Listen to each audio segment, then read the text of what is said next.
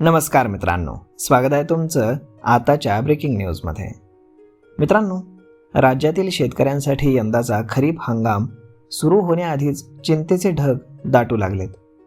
एका बाजूला सरकारनं मोठ्या गाजावाजामध्ये कर्जमाफीची घोषणा केली, तर दुसऱ्या बाजूला नवीन पीक कर्ज कधी मिळणार याबाबत अद्याप स्पष्टता आलेली नाही. परिणामी अनेक शेतकरी आजही बँकांच्या उंबरठ्यावरती झिजताना दिसत आहेत. तर मिळालेल्या माहितीनुसार कर्जमाफीची प्रक्रिया पूर्ण होईपर्यंत नवीन पीक कर्ज वाटप सुरू होणार नाही असे संकेत प्रशासनातून मिळत आहेत. म्हणजेच ज्या शेतकऱ्यांना पेरणीपूर्वी बियाणं, खतं आणि औषधांसाठी पैशांची गरज आहे, त्यांना अजून काही काळ मात्र थांबावं लागणार आहे. राज्य सरकारनं कर्जमाफीची घोषणा केली असली तरी प्रत्यक्षामध्ये अंमलबजावणी अजून कागदावरच आहे. यासाठी नेमलेल्या उच्चस्तरीय समितीकडनं अहवाल येणं अत्यंत महत्त्वाचं मानलं जात आहे. हा अहवाल एप्रिलच्या मध्यामध्ये येईल अशी अपेक्षा आहे.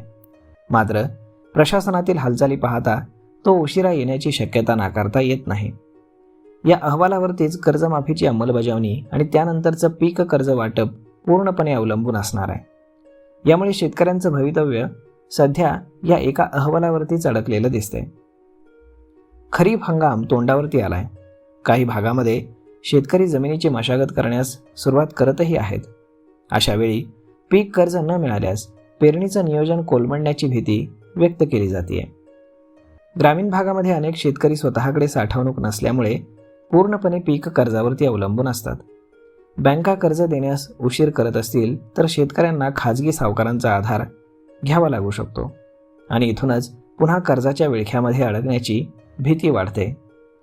राज्यातील कर्जबाजारी शेतकऱ्यांची अचूक संख्या, त्यांचे कर्ज प्रकार, बँकांची आकडेवारी आणि आर्थिक ताळमेळ यांचा अभ्यास करणं ही सोपी गोष्ट नाही.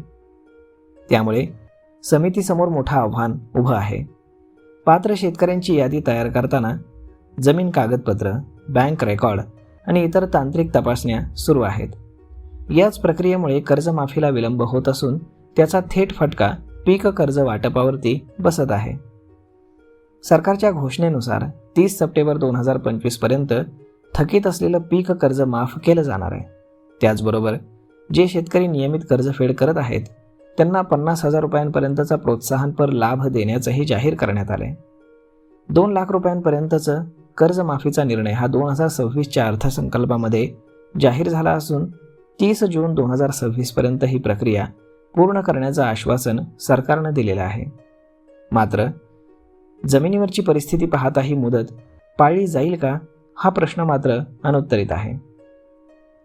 आज परिस्थिती अशी आहे की शेतकरी ना पूर्णपणे कर्जमुक्त झालाय ना नवीन कर्ज मिळते, तर एका प्रकारे ते मधल्या अवस्थेमध्ये अडकलेत. खरीप हंगाम अगदी काही दिवसांवरती येऊन ठेपलेला असताना ही अनिश्चितता शेतकऱ्यांसाठी मानसिक तणाव वाढवणारी ठरते.